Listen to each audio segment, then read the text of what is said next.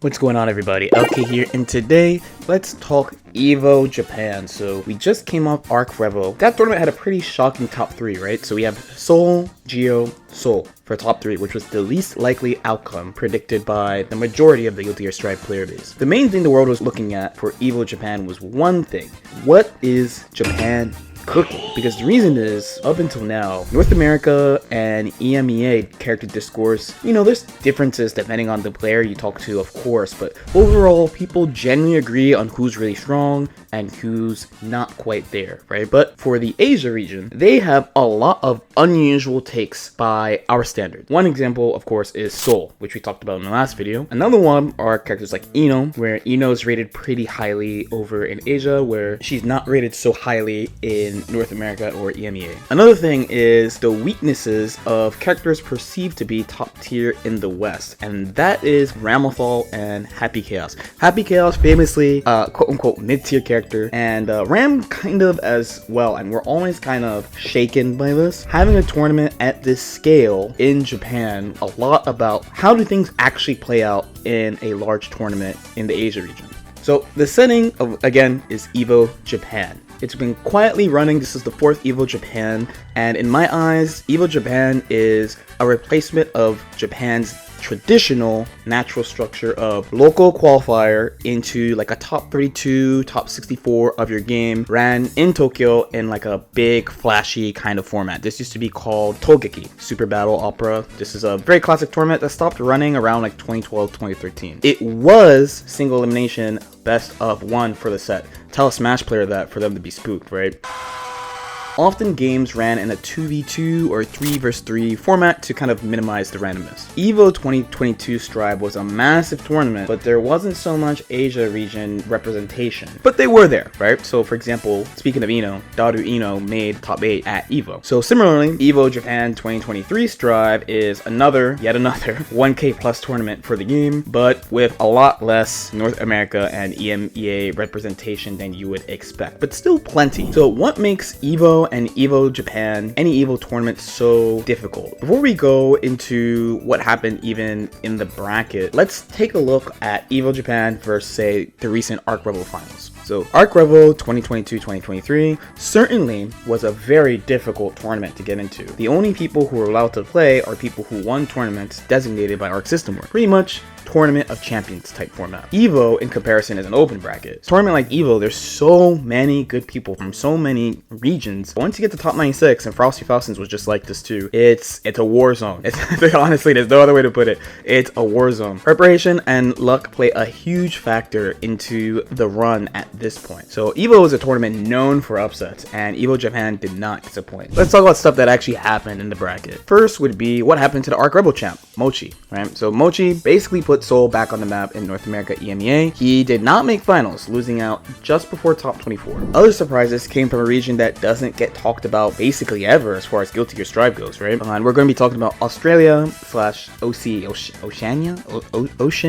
Someone correct me on that in the comments, please. They came out in force to EVO Japan. So we have Blitzkrieg Nago, one of OCE's strongest soldiers, took out both Nage Faust and left in Happy Chaos for a strong 9th place finish, presumably at his first international event as well, which is very impressive. There's another player out from there too, Pedalist Sleeper, on the Gold Lewis, taking out Peppery Splash, who's one of North America's strongest Zatos. Another thing to look at would be Happy Chaos, the character in general, because as I mentioned before, one of the big disagreements about the game was how good is Happy Chaos actually. If you're a Westerner watching this, you'd be like, duh, he's broken, duh, he ruins the game, duh, whatever take that you would have about Happy Chaos, right? And honestly, it's a little bit because I don't want to say it's a meme, but there was like one specific player who said like Happy Chaos is not that good. So I think Happy Chaos is pretty interesting in this bracket because with that take in mind, he was the most represented character in top 24 with 5 players. Poka, who is a 14-year-old Happy Chaos player, tell that to also scare a Smash player.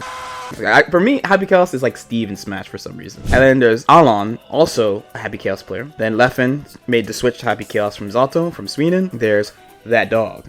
you always have to put a little pause before you say his name. If you don't know who he is like a BlazBlue national champion, Persona national champion, someone I know who's a super good player, switched from Soul to Happy Chaos. And last was Sanakan, who's a player that I don't really know, but they're from Korea. So two of these players, Sanakan and Poka, would make top 8, making him one of the 2 repeat characters in top 8. The other one in top 8, which I also find very interesting, is Giovanna, who is a character that basically always I feel like is slipping under the radar as far as a Western player's perspective. So despite the large player pool, the top 8 was full of mostly known players, and this pretty much happened in every super major of Guilty Gear Strive, right? Even though the game is known for its volatility, and even EVO is known for a lot of upsets, it was all pretty full of people that we expected. The other repeat character, Giovanna, would be a surprise again, but she is more represented in the Asia region than North America or EMEA. Locke's Giovanna would take it over Churada's Kai and a Nailbiter 3-2, where on the other side of winners, Umamon would take it to very similarly close 3-2 over Poka's Happy Chaos. There's 2 interesting things going on in this set. One, we mentioned Poka is the youngest player in this tournament, that's top 8 by far. The other is Umamon. He's doing something that many people say they want to do, but they don't actually do. And he plays 2 characters. He plays Ramathol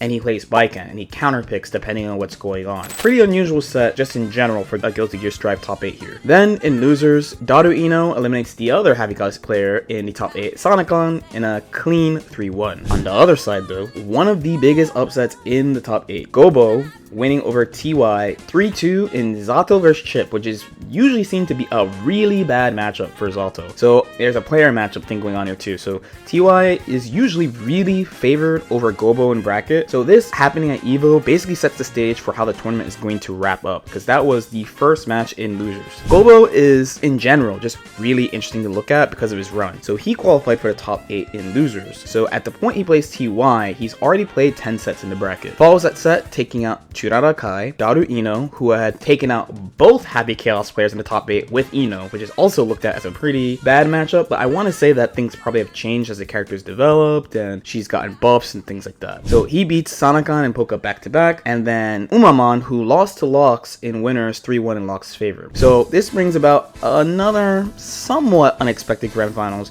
but considering the region we're talking about, I don't think it's so odd. The thing that is surprising, and unfortunately I can relate to this, is Gobo resetting and winning the tournament in a commanding 6-0 over Locks. Don't worry Locks, I've been there. It sucks to get second at EVO, but it's okay, you're still nasty. It's fine. Character-wise, Zato winning isn't that much of a surprise to other regions. The bigger surprise is him winning despite the characters that were in the way. So characters like Happy Chaos, even though Gobo didn't run into them because Daru did the work for him, right? Ramathol and Chip are all considered losing matchups for Zato. And while Gobo, again, didn't have Happy Chaos in the way, he did have to overcome the latter 2 to close out this bracket. So finally, what's next for Guilty Gear Strive? So now we have 2 more characters left. So Bedman, question mark, just dropped. And there's 1 more to be released in May, but we're in a similar spot as last year when Testament dropped. So while there's big tournaments coming up, so there's Combo Breaker, CEO, EVO Vegas to look forward to, right now the scene, assuming that ARC6 is following last year's schedule, they're really just keeping an eye on the ARC World Tour 2023-2024 schedule from Arc System Works. Both what tournaments will be on the tour, hopefully changes to the format, because again, only the winner got to play at ARCREVO, so there are a few people who did well at multiple tournaments that, you know, as far as history is concerned, they don't exist, right? So players like Leffen and Latif, who've gotten like